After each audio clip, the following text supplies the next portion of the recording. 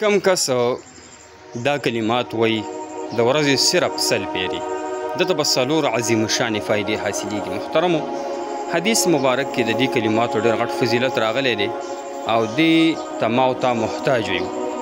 که موږ او تاسو دا دوه فایدې د دنیا وګورو او دوه فایدې د آخرت، نو ما او تا ورته محتاج یو. محترمو، دا الفاظ لا اله الا الله الملک الحق المبین سحر ټیم شي دا سل پیری وایه، تا ته به څلور فایدې حاصلیږي. دوه د دنیا دي، دوه د آخرت دي. د دنیا دوه فایدې دا دي چې ظاهري غنا به ورته الله نصیب کړي، مالداره وشي.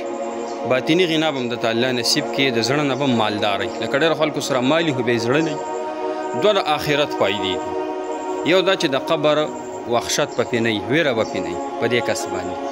او بل دا چې د جنت ور به ټکوي او جنت ته به داخلېږي. محترمو، څوک چې دا وایي لا اله الا الله الملک الحق المبین، دا څوک د سحر په ټیم کې سل پیرې وایي، نو دا خبره هم یاد وساتئ چې الله جل شانه به دا کس جنت ته ور داخلوي. نو موږ تاسو له پکار دي چې لا اله الا الله الملک الحق المبین دا موږ ډېر ډېر وایو او ډېرو خلکو ته ورسوئ.